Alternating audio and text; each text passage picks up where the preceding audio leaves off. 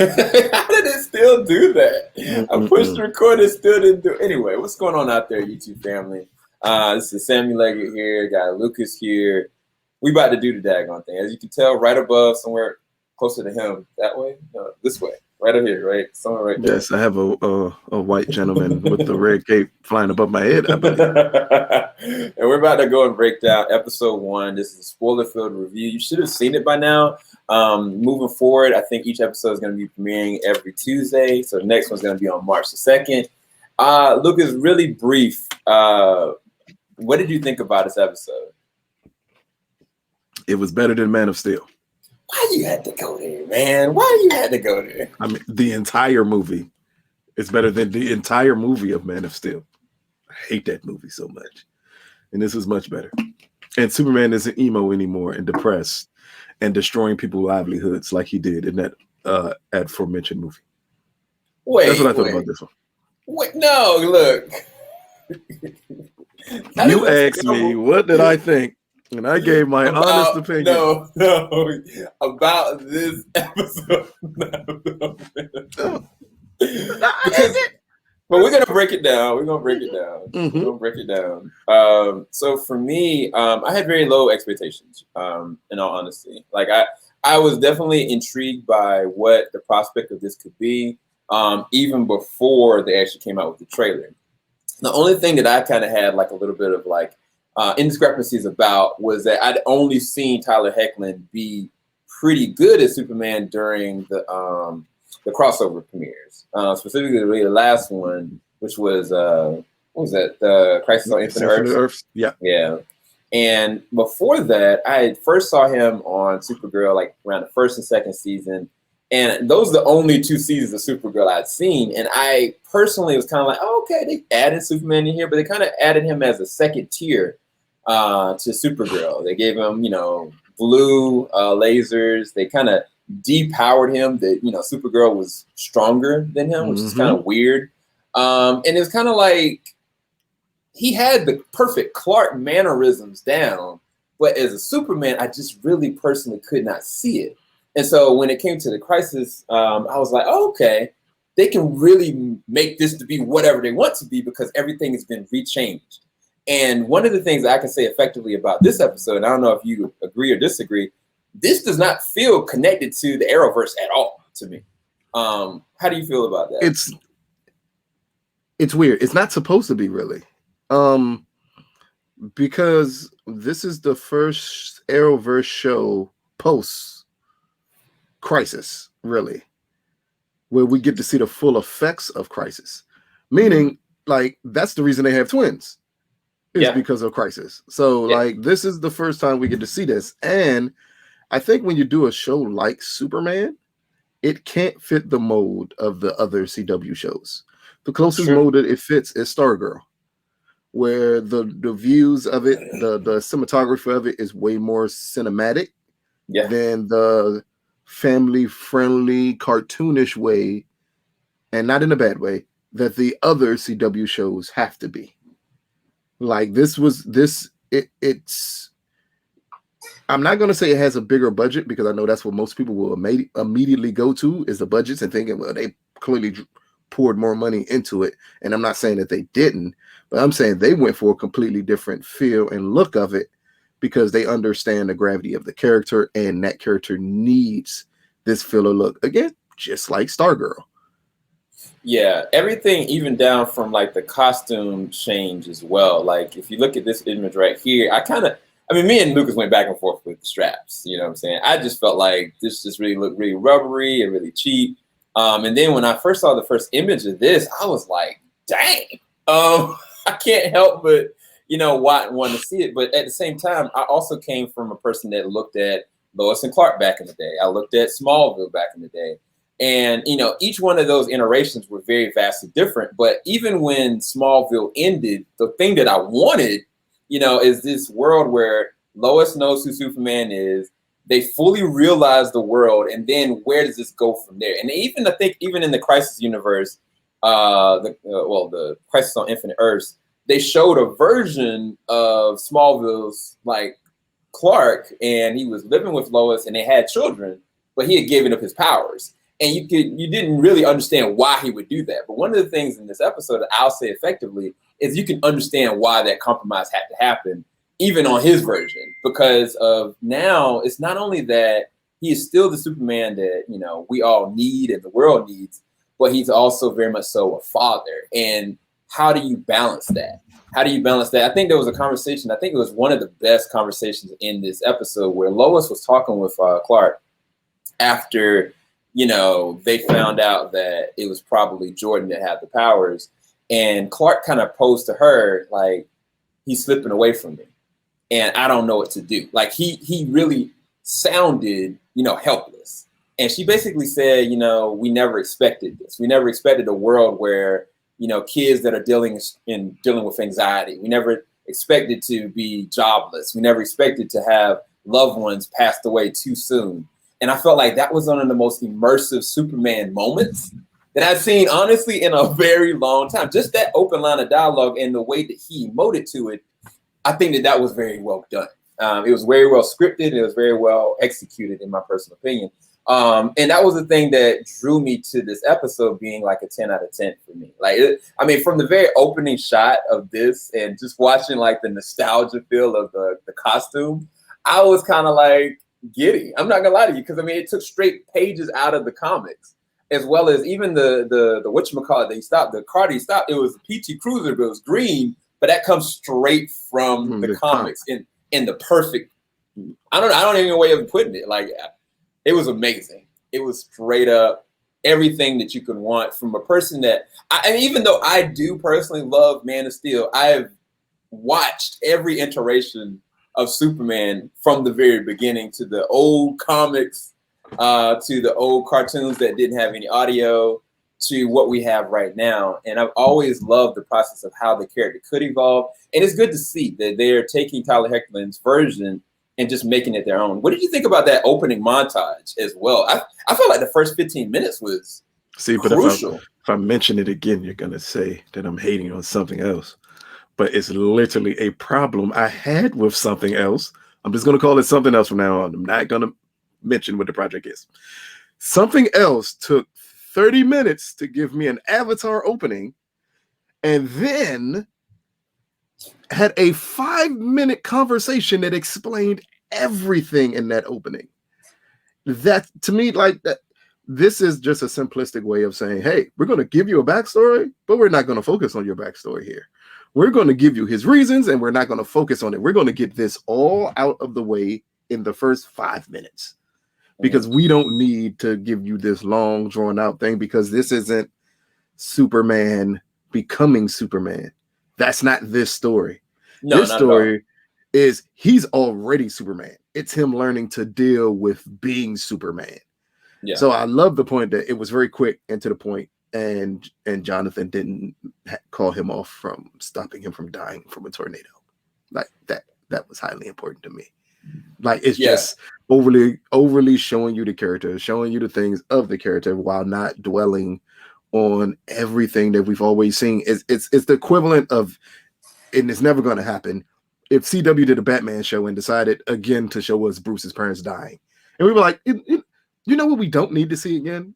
And that's the way this felt at the beginning, of them understanding that people didn't want to see that again, but we have to give you enough of a backstory just to push everything forward. Yeah, and even to your point with that, is that up until the moment, you know, that they had their kids, and it's kind of like, oh wait, even in Supergirl, like, it was kind of like implied that they had Jonathan. Yeah, they had the boy in Supergirl. They had one baby. Yeah. But then, because of what happened with the crossover, now they have two, and moving forward from that, to the point that now, you know, Lois's dad is working more closely with Clark because he knows the secret.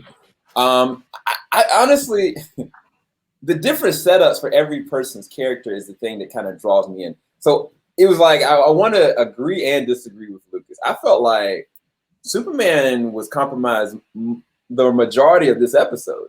Like, as far as him doing Superman things, he was good. Like that, let me see if I can pull up the sequence. The sequence where the nuclear power plant. It was honestly taken straight from Superman 3. That's neither here nor there. It was executed way better than that. Either way, it was taken from 2 Superman movies. If you pay attention to it, though. Which one? Superman 3 and Superman Returns, when he lifted the mountain of Kryptonite. Kryptonite. It was a quick reminder of that scene being with the silly. water and everything. Yeah. And it's interesting also how he did it. Like they didn't just like, oh, I'm gonna throw this in the like he was like, no, if I do this too quickly, it's gonna explode. Yeah. And so I have to slowly let it seep down so it can cool as slow as possible. And it didn't make it really hyper scientific. It just was like all these people were panicking. The other thing I'll say is, and I even added this into my review, is that when this moment was happening, people weren't like, save us, Superman, save us. Like they were trying to fix the problem and they were freaking out. And he just happened to come along the scene and started to handle the situation. And I think that, you know, as much as I love, like, you know, Sam Raimi's Spider-Man 2 and other iterations of different superheroes, it's like sometimes really meandering where you're like, oh, you got to have this, you got to have that. Like these people were like fundamentally trying to do their jobs and figure it out. And this situation is kind of like, it was just natural. Like the dude, he just like, this is what I have to do. This is why I'm here. And I love that. But again, going to what I was saying is that in this episode, you see the past. You see where Jonathan did have a heart attack, and it affected Clark in a very immersive, emotional way because he now had to take care of his mother and also had to understand his purpose going into being what he was supposed to be. Even the way that he told that to his kids, that story, even though it was done very fast, it was also executed very immersive and emotional. Because both kids, and we hadn't even talked about them yet, are experiencing this and understanding that their lives are about to change, just like Clark's did. Even though one of them has powers right now and the other one doesn't. And when Martha passed away, did you catch how he realized what was happening on the phone and somebody told him? He got there immediately, went to the barn, changed, ran to the inside, and then got there. Did you see that, how they executed that, that transition? I thought that was actually really dope because it reminded me of the old school version where he used to kind of like have to go and maneuver to a location. Anyway, I was phone booth. He used to have to go to the phone booth all the time to change. Yep. But in this one, when he got there, he was just compromised, man. And it's like every step that he was doing good as being Superman, even his mother has said in the open dialogue, like, you're going to have to be more there for them. Like, I know you're saving the world, but you have to be them for them more. And at the time that she said that, he kind of just wrote it off. But I think that it was an evolution to her saying that. And I think there's a reason for it later on. They're going to show up in the storyline. But it broke him down because he feels like not only was he not there to do anything with his mother's situation and the farm and the people in Smallville, but also the biggest caveat, which is his sons. And I was curious, what did you think about them and their performances and their characters in this story? It was simple, but it doesn't need to be more than that in the pilot episode. I mean, from the beginning, when it's hinted that one of them could have powers, unless you've never seen a superhero show movie, you kind of knew which one it was going to end up being. It would have been more of a shock if the clean-cut one had powers than the one that's depressed and going through anxiety and things of this nature has powers. So that was expected. And I didn't expect much of them out of this first episode because I figured this first episode really needs to explain the mindset of Superman and Lois. Yeah. Their mindset needs to be explained, not the kids here. We have another, 20 episodes? I think it's they're doing a 17 episode run. It would have been normally 22, but I forget why they only changed. So again, we have plenty of episodes later on down the line to really focus more on the kids and to focus more on how one of them have powers is actually going to affect the other one, because then that will later on down the line become a confidence issue. Yeah, and it could become just an issue of, well, why don't I? Like, what made you more special than me? Type of thing.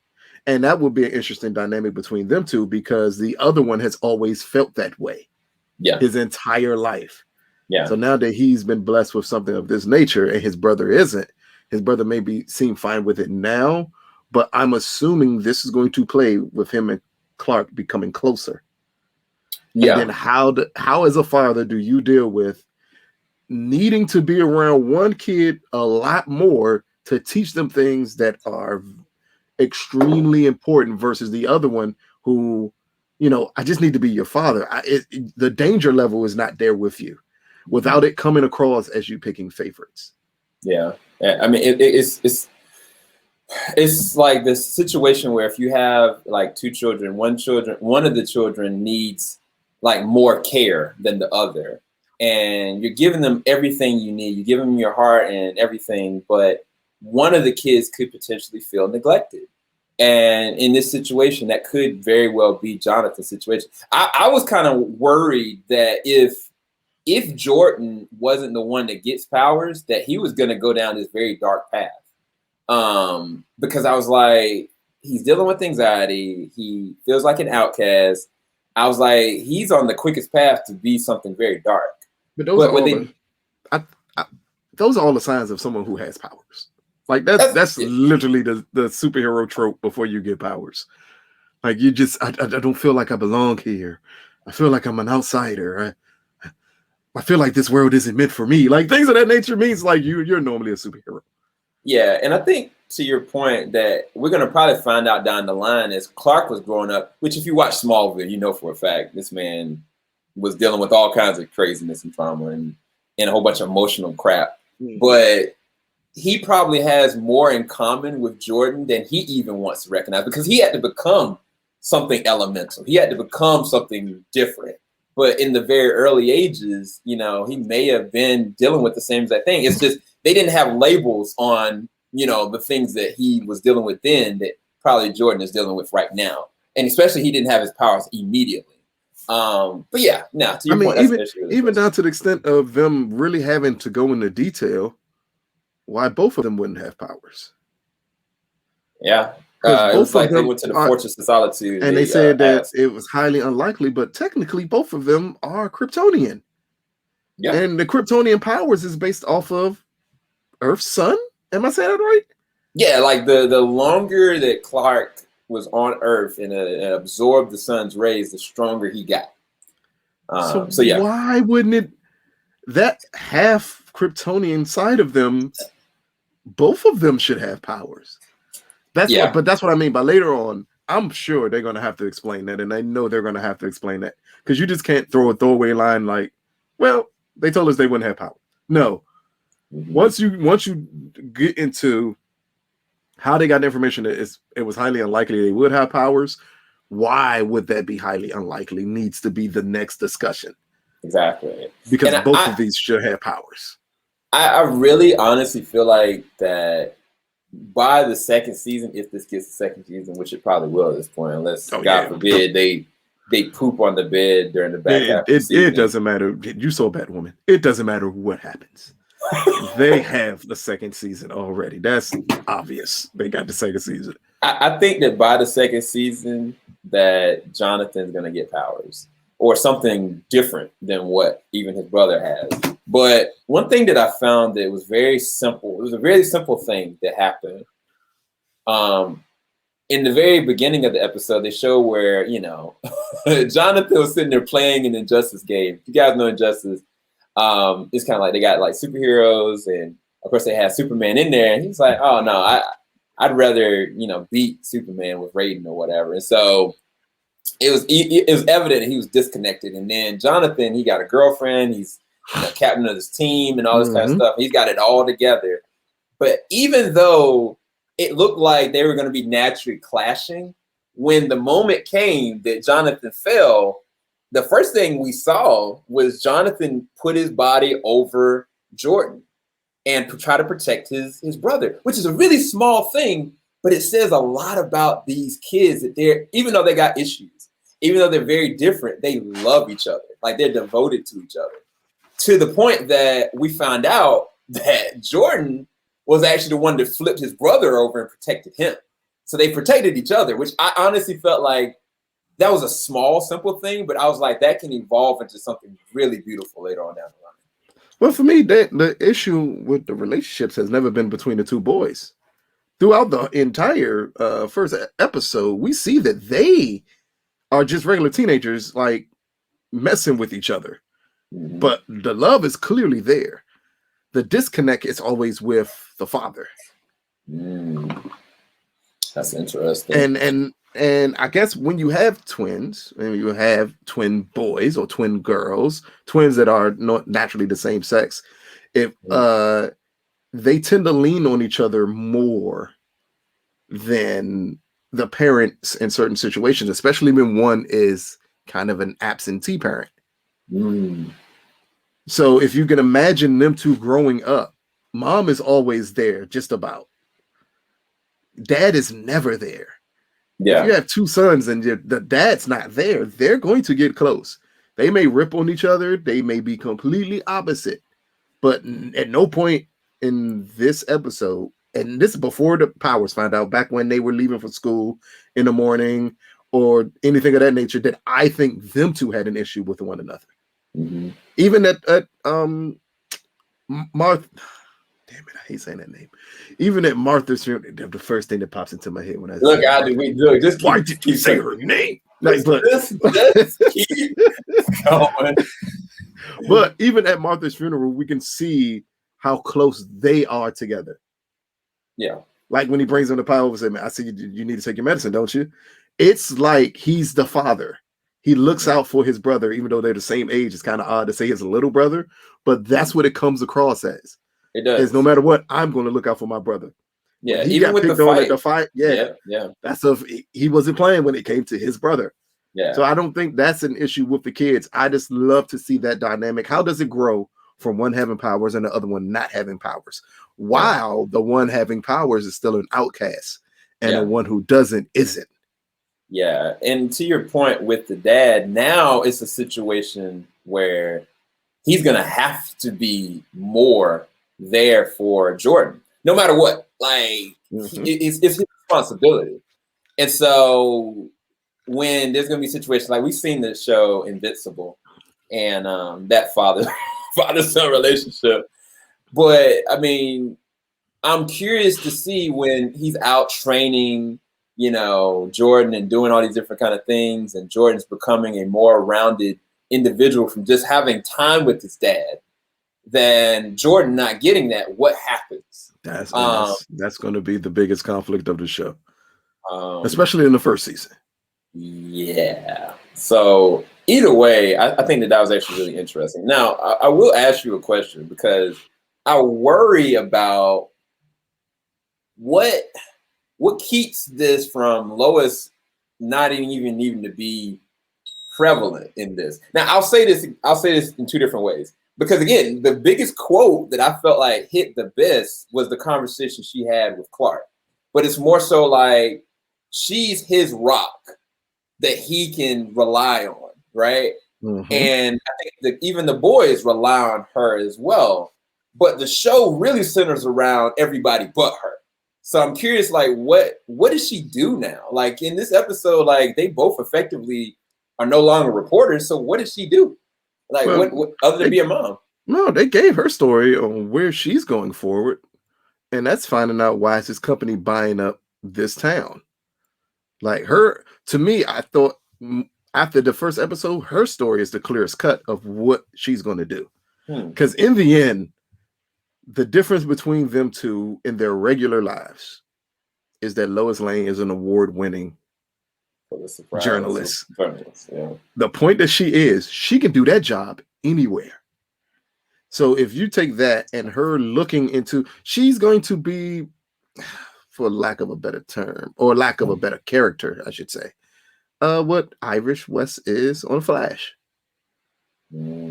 Like, it's not an issue when you're a journalist and just putting her in situations.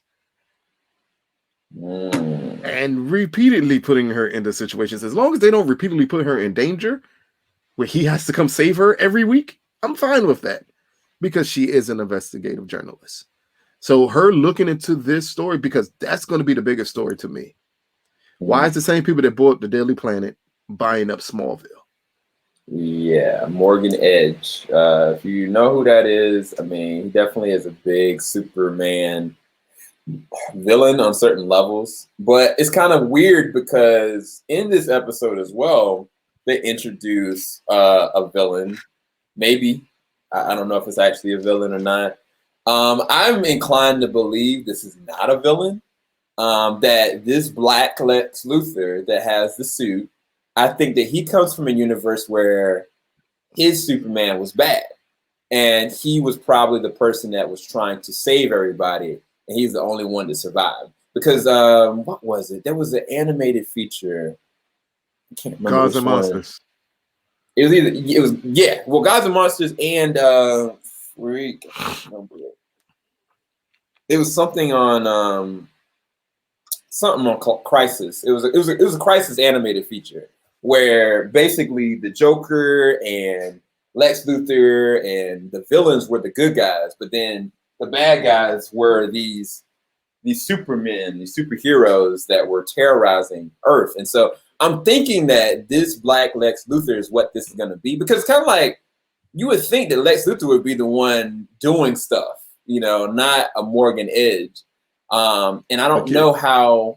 But keep in mind, because of Crisis, maybe it's not a Lex from a different place. Maybe it's just a different Lex. Because we haven't seen, we clearly know that there is a Lex Luthor already in Crisis, right? Yeah. John Cryer. Yeah, but he survived. He continued on Supergirl. Like that Lex, he's still on Supergirl. So what happens if this is a different Luthor? I don't know. He said it was Lex. At the end, they said Captain Luthor. Captain. Oh yeah, you're right. Didn't say Lex. It said Captain Luthor. You're right. So I guess we'll see. And I think that's a good thing to play off of not diving into Lex Luthor immediately when we kind of have him as Lex Luthor already, even though he doesn't fit the mold of this show for Lex Luthor. Oh, not at all. And he did a great job as Lex Luthor. He just doesn't fit the mold of this show for Lex Luthor. Or maybe this show doesn't feel the need to have Lex Luthor. I don't know. I just think that I'm not going to say that they're race swapping, but there's a real reason why they casted this man to be Lex Luthor. And I think it's got something to do with his universe more than anything. That's the only thing I've been able to conclude, but I guess we'll see. But I'll say this. He beat our boy down. The only issue that I really had about this episode, honestly, was the fact that Superman just got stabbed with kryptonite, was in free fall, and he just kind of pulled it out and survived. Whereas normally, he's never been able to do that on his own. But keep in mind, normally, you're not having someone be Superman in their 40s, in their 50s, because clearly he would have to be in his 40s or 50s at this point.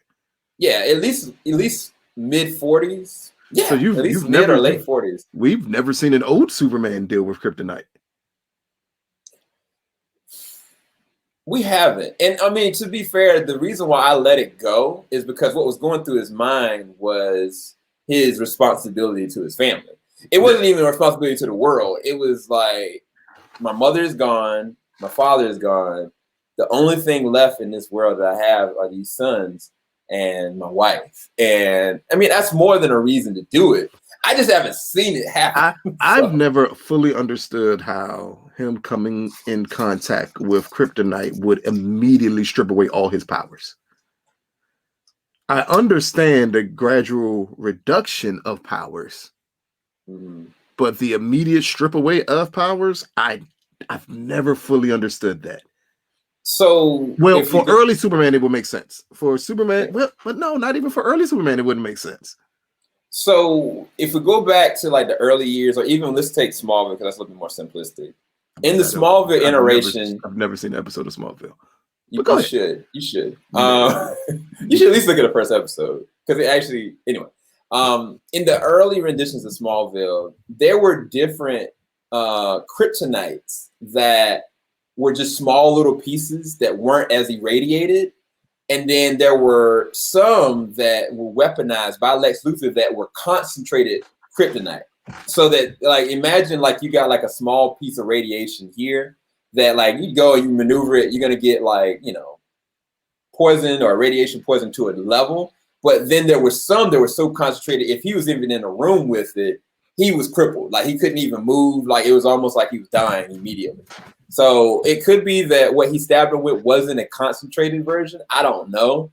But in the past with Smallville, he's been able to kind of like pick it up and throw it, or like, you know, move it out of the way or shoo it away barely. But there were situations where he wasn't even able to pick it up. He couldn't even get close enough to even touch it. So it may be that it just wasn't a concentrated version of Kryptonite. Either way, I just had never seen, you know, this man in free fall and do that. Because even in Superman Returns, he lifted a mountain of kryptonite. He lifted a mountain of kryptonite. And like, I still don't to this day get that. But to me, that makes way more sense. As a matter of fact, when I say a 40-something Superman, there you go. Superman Returns. He would have been the oldest. Yeah, Superman Returns was the oldest Superman. Technically, yeah. Yeah, and I would assume that that's the way kryptonite would work. Yes, it's going to eventually take away my powers, but it shouldn't strip me immediately of my powers. And I think, amazingly for DC on the animated side, they have focused a lot more on it stripping away Superman's powers, but not immediately overly affecting him. Yeah, sure. So that's why I didn't get bothered by it. I said, okay, that would literally make sense. Actually, while he was falling, I was kind of questioning, why doesn't he just take it out of his chest? Yeah, even with Red Sun, there was a moment that, you know, he was compromised and he just like, oh, shoot, I'm just do this. And so, yeah, to your point, it's true. It's just, it was weird when he got stabbed, he passed out. Like, and that's why I was kind of like, if it's in his skin, like underneath his skin, I don't know. Like, it's not like he just touched it. Like, that junk was buried in his chest. Mm-hmm. So that's why I was kind of like, I'm just gonna write it off that this is an older Superman that is way more powerful than anything we've seen, because he's been here longer. That he's absorbed a lot more of the sun's rays, and the older he gets, the more stronger he's gotten. That's the only thing I'm even to the extent of him being in space, so the sun rays should be a heck of a lot stronger when he got stabbed with the kryptonite than it would at any other point. Because has that ever been discussed in Superman? Like, what happens if he's close to the sun and he gets stabbed by kryptonite? Personally, I wouldn't think anything would happen. Yeah. I mean, I feel like he just like, let me get that out of my mind. Yeah, exactly. But again, I did like the point. I just assumed that there was an older Superman, and the buildup he has is not going to affect him as much. And I assumed the Luthor, I'm not going to say Lex, the Luthor who stabbed him knew it. So you think that he did that not to kill him, but to I don't think he did that to kill him. Because and he did say, what did he say? He said that I was testing you this whole entire time. The important point is he may not be a villain. And that's what I was thinking. I was thinking that he's probably a hero. That's what I was thinking. But it's kind of like if this version of Superman, you don't know if this is also somebody that's going to kill everybody. I mean, I don't know. We'll see. We're not going back to thinking Superman is a threat to the world. We're not doing that, Sam. We're not going back there. No. Lex will look. I can promise you. I can almost promise you that version of Lex, they're gonna show a depiction of Superman that was terrorizing his world. I almost guarantee it, just from the dialogue that they use. And also, he had a version of Superman that was terrorizing his world. Yeah, that's what I'm talking about. Yeah, that's what once he gets to a different world, you should know. Like it's 20 plus years of material on who Superman is at this point. You should know who he is. No. Alex, or whoever this guy is, whoever this Luthor is, doesn't know. He's coming to the planet like, yo, y'all got a Superman? Shoot, y'all ain't dead yet? Oh, heck no, I'm gonna take him, dude. I'm gonna test him and test the waters with him. But then wouldn't that be him just not doing research? And I don't know a Luthor ever that just doesn't do research. Like, that's impossible. You have 20 years worth of material that Superman is as peaceful as humanly possible. It depends, man. Like I said, in the animated, I think it's let me see if I can pull up their animated joint. Because Crisis animated film. Yep, Crisis on Infinite Earths. In that world, like their Superman was legit evil. And so from his perspective, like he had never seen an actual good Superman. That's not the from his Superman world. from like Justice League Unlimited, the one that was lobotomizing people, is it? No. Well, yeah, kind of. Yeah. Uh-huh. Yeah. How did you even remember that? I didn't know you didn't have that. We're not gonna go there. It's amazing the things that pop back into my head. First of all, I didn't even know you even saw that. I just assumed you would never have seen it. That's like 15 years ago. Yeah. Yeah, this is this is the version where Lex ended up being the good guy because the universe on the right, like them jokers were terrorists. Like even the Owlman was probably like a most messed up version of Batman you've ever seen. And they actually had Lex to actually help him. Let me see if I can pull him up. Yep. This Lex actually helped out the Justice League to try to stop, this from happening to his world. Either way, yeah. I mean, the weird part is it literally is closer because of the suit that he has on too. It is. It actually does. I mean, it would be a fresh take for Luthor not to be evil, because I'm tired of if it's one villain, just one that we don't need to see on television anymore, it's Lex Luthor. Yeah, I mean, Michael Rosenbaum has always been my favorite on television. But I mean, just considering that we have enough, we bet Superman has enough villains. You can insert villain here, and this show could go on for years and Lex never be evil. It could, it definitely could, but CW how they like to. But then they have but here's what they have an evil Lex Luthor already. True. And John Cryer, as much as he doesn't seem to fit this Superman and this setting, John Cryer is a really good actor. If you told him go darker, I'm 100% sure he could pull that off with no issue. I think he could. If you just strip away the unnecessary silliness at times of Supergirl. Gosh, I'm not even gonna go there on that show. But yeah, I think you're right. I think he definitely could if they needed him to pull that level, but we'll see. We'll see what they end up doing. But as far as the first episode, I mean, again, they reintroduced Lana Lang into the picture. She's got a daughter who, Jordan is starting to like up on. I automatically know there's going to be a love triangle foolishness with that. I don't think so.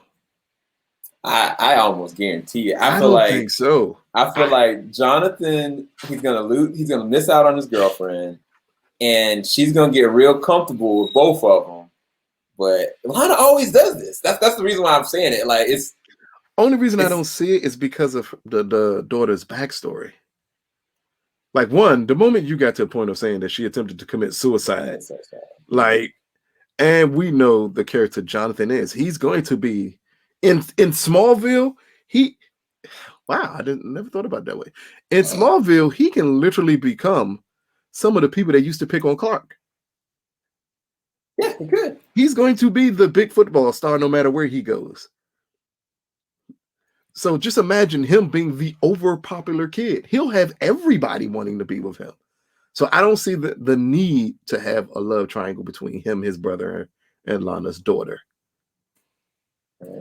But I can see it. I can see it being an issue with whomever he's with not liking Lana's daughter and thinking his brother is a nerd or anything of that nature. That sounds way more CW to me. Of going to the extent of the girl that he ends up loving, not liking his brother, not liking Lana's daughter, possibly being evil, things like that. I would say, there you go, CW. I just don't have that much. But also, it's hard to say that. It's hard to say that now with CW when you have the 3 shows that will be surviving at the end of this year aren't doing CW things on them right now. True. Yeah, you talking about Stargirl, this, and that one. Yep. Yeah. They have ventured off from a lot of the things, even though Batwoman still has At times you would have seen some of the silliness, but even the characters that were silly in season 1 aren't silly in season 2 magically. So it's like they are like changing the narrative of what they need the Arrowverse to be. So do you think you're going to see these kind of changes in The Flash come Tuesday as well? Well, it could be because, well, no, but The Flash needs to be more of a family-friendly show. Man, I ain't never looked at Flash as a family-friendly show. Yeah, like Flash needs to be more of a family-friendly type of show. Because in the end, Burry is lighthearted. Cisco is it's lighthearted with serious subjects. I mean, this man, every season, Flash lost somebody. From season 1 to 3, he lost. He may have lost somebody, but did you ever see Flash as being as serious as a show as Arrow? Never. Yeah. I mean, maybe. Well, the first season, maybe. But it's the family-friendly alternative to Arrow. And Flash still needs to be the fam. Come on, it's airing at 8 o'clock and Superman at 9 o'clock. That directive tells me they see one as being way more family-friendly than the other. 8 o'clock is the family-friendly hour for everyone. For anyone who may have forgotten, for network television, 8 o'clock is a family-friendly hour. That is the hour that most families sit down, and it's a chance they're going to watch a show together. It's true. I think they're going to view that way, but that doesn't mean it has to be like Supergirl silly. Matter of fact, Supergirl is the only CW show that really is silly at times. That's it. Legends. No, but as silly as Legends is, it's made to be that silly. It's intentional. That's for sure. Legends is closer to a Suicide Squad type of silly, but Legends also has I hate to say LBGT because I was about to say another word. LGBTQ relationships run rampant on that show. And that's why it comes on later on, because it's not necessarily what middle America would consider family friendly. You got Sarah with her relationship. You got Constantine with his black husband. I haven't seen it in a year or so, he may not have the black husband anymore. But like, you got those type of elements on it, and then they tackle serious subject matters in funny ways on Legends. Supergirl is just, at times, it was just silly to be silly. Yeah. Again, I have not seen Supergirl in a year and a half. Maybe things have changed. I left it out when they introduced the transgender female superhero, and that story seemed to be dark. But I didn't like Supergirl is not an interesting character to me, so that's why I didn't continue the show. It's really weird though, because when Supergirl was on CBS, honestly, I felt like the show was more compelling, and I kind of was like, "Oh, okay, cool." Like, this seems like something that I'd be engaged to see where this is gonna go from a family aspect, from the character aspect. But then when it came over to CW from CBS, it just changed, man. Every character. No, the weird part is, I would disagree with you there, sir. I would say it's the same exact show. I just don't think so. When it was on CBS, I thought it was silly then. I said, "Oh, this is extremely silly," and it got to CW, and I mean, keep in mind, the writers never changed, the production team never changed. Like, everything, all they did was move it to a different network. I don't know. And maybe it's again, to be fair, I have not seen it as of late, so I don't know the changes that have happened on Supergirl. I don't know the effect that Crisis has had on Supergirl.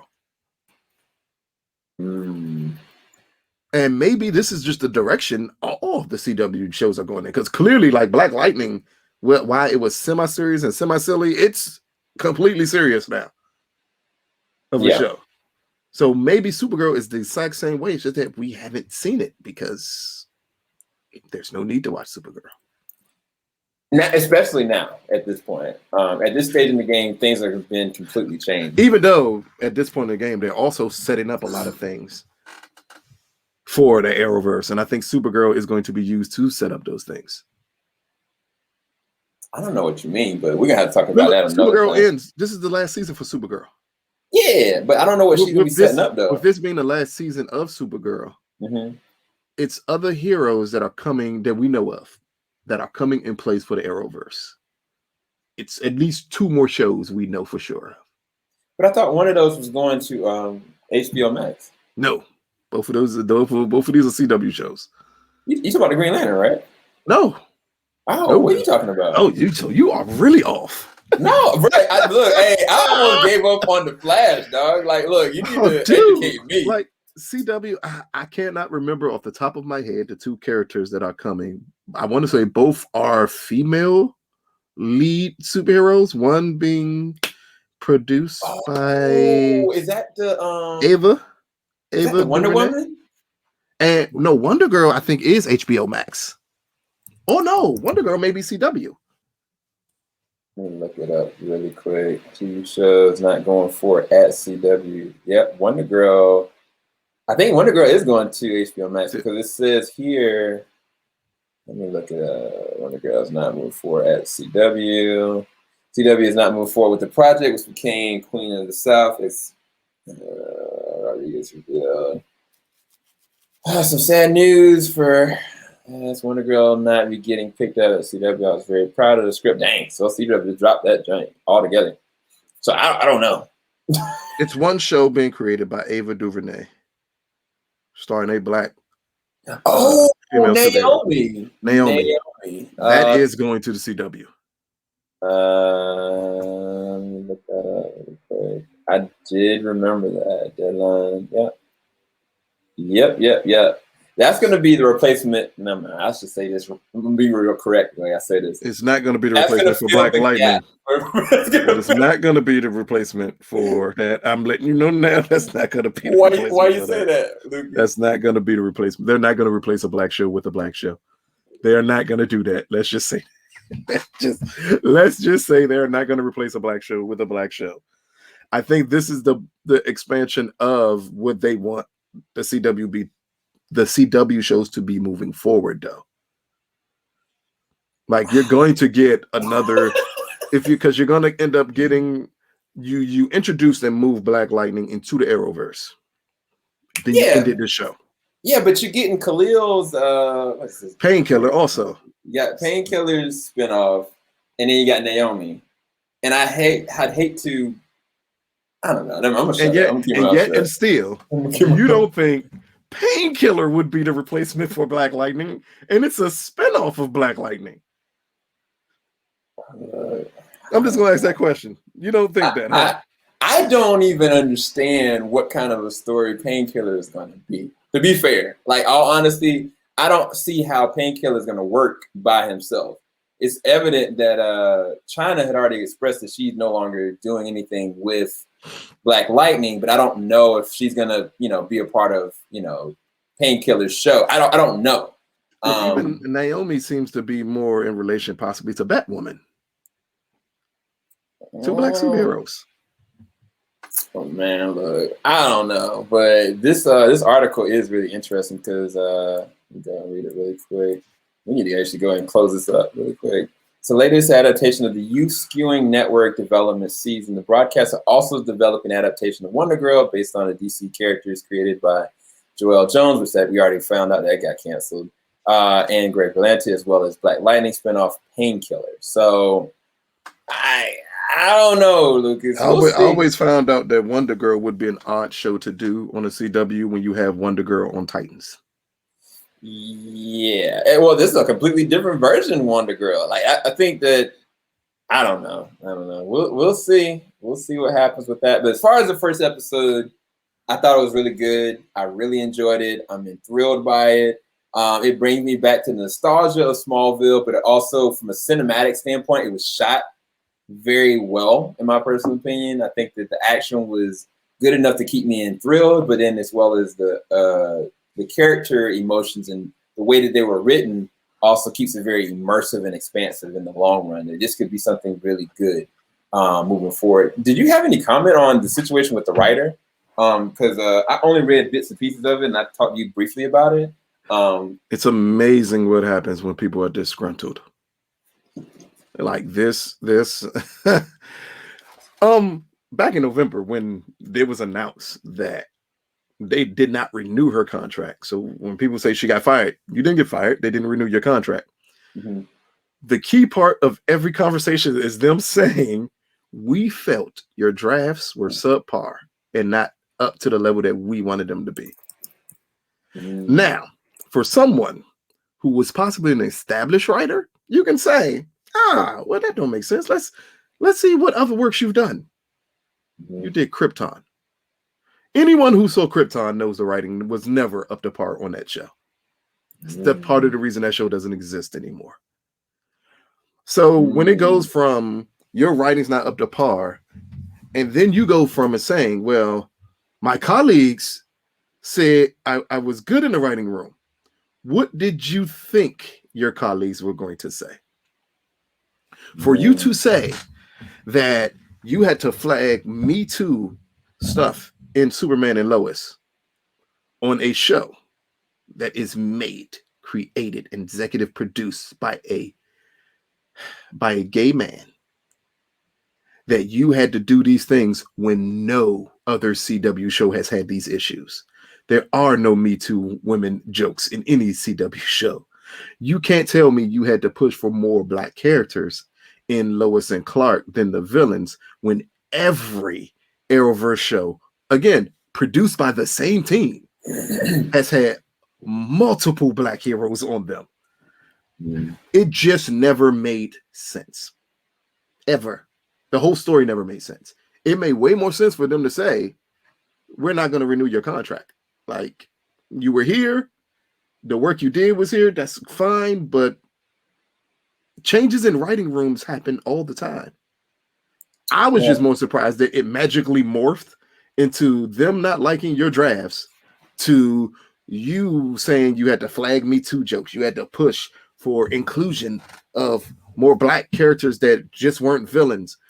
And then all I do at that point is I'm going over every CW show. Sam, let me ask you a question. Is there a CW show ever made in the DC universe that didn't have a Black superhero? No. Not a single one of them. You had to push for more Black characters when I just saw this same exact production team change the color of everyone on Flash but Barry Allen.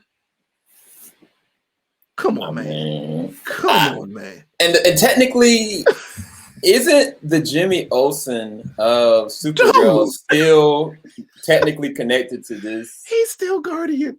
I don't know if he's Martian Manhunter is still in this universe. He's a Black person, right? Oh yeah, he definitely is. I've never seen. Here's the weird part. Again, for a normal network, this nice little story would have worked.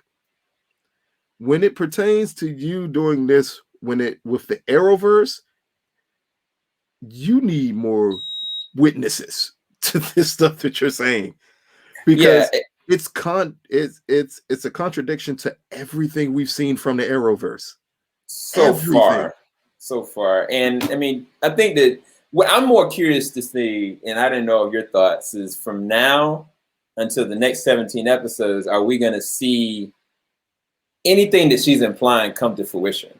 Because I don't know. I would assume, because she's written a certain portion of it. I would never see any. I don't think you'll ever see. At what point in this show would a Me Too joke or Me Too anything need to be in place in Lois and Clark? I mean, Lois, Superman and Lois. I say Lois and Clark. Superman and Lois. At what point? There's no point. It would only work in a high school setting, but this show isn't set up to even be that. Like, this isn't like Stargirl. Like, it's not. I don't foresee them kind of focusing in on the kids' high school life. We just had a discussion, and 15 minutes of discussion was about. I don't think this Lex Luthor is evil. Sure. Like, again, what you're saying makes no sense. And then for you to say here's the thing. I hate it. I hate when people attempt to put more pressure on something when they know it's about to debut because they think it's going to be more eyes on it. You said these same comments in November and no one paid you attention. The part of the reason why they didn't pay you attention, and you did this during the height of the Me Too stuff. The reason people didn't pay you attention is because the person that you're saying would have been okay with all of this has a track record that says otherwise. Yeah. So if it comes from us believing that you were fired because your writing was subpar versus everything you're saying versus everything based off of the production team behind this show, we're going to believe the production team behind the show. Again, I literally said the production team that gave Constantine a black husband on the show. Iris West is a black character on the show. Jimmy Olsen is a black character. They color swap characters so much in the Arrowverse. It's why some people are turned off by it. Yeah, it's true. Like when you bring in a Mr. Terrific, not only does he have to be black because Mr. Terrific is black, you make him a gay black man and then put no jokes in it about him being a gay black man. It's more of just, yeah. He's a scientist. Like, yes. He's quippy and nerdy, and he's change Batwoman to a black woman and didn't stop. Like, now, look, hey, I'm gonna be honest with you. When they did that joint, I was with it, but I was like, dang, did they really just do that again? But that's why I said what she's saying. You're gonna have to get someone who can back this up, because other than that, it just seems like a disgruntled writer who was let go because. And then you worked on Krypton. At this point, unless you come up with another writing credential that's good, I've seen every episode of Krypton. I never watched an episode and said this is good writing. I watched this episode and said this is horrible writing. If they only had a good writers, maybe this show could survive. So I need other credit in that. I think it's great if they decided to pull you from one DC show and put you here thinking, well, maybe the work there, maybe the research there, it could work and we can really work on this show. But it sounds like they gave you a whole season as a writer and then said, hey, we're just not going to renew your contract. And then magically it morphed into this somebody else who I won't mention's filter of the world view of you not being able to move forward with things. Is this the person you're talking about? No, not Henry. Oh, you know exactly who I'm talking about. Anyway, I'm just not saying his name. We're gonna leave. Why did you say his name? We're gonna leave on this note with the passing memory of the mustached Henry Cavill, and hopefully you guys alien Superman suit. I really hate that. Hopefully you guys enjoyed our discussion. You won't have to see this later. We will be doing more of an in-depth discussion and commentary on Zack Snyder's Justice League when it releases. If we get it early, we'll let you guys know. We will be going through Man of Steel on Twitch TV, as well as maybe BVS. I don't know yet. It's timing right now is actually really hard. We got to squeeze in BBS, the ultimate cut too. But we're gonna do our darndest to give you guys what you want, and hopefully you guys are here for it. Make sure you leave a like, subscribe, hit that bell button. We're gonna be going and doing our WandaVision discussion, hopefully very brief, and we'll talk to you guys later. Keep it alive. Cheers, man.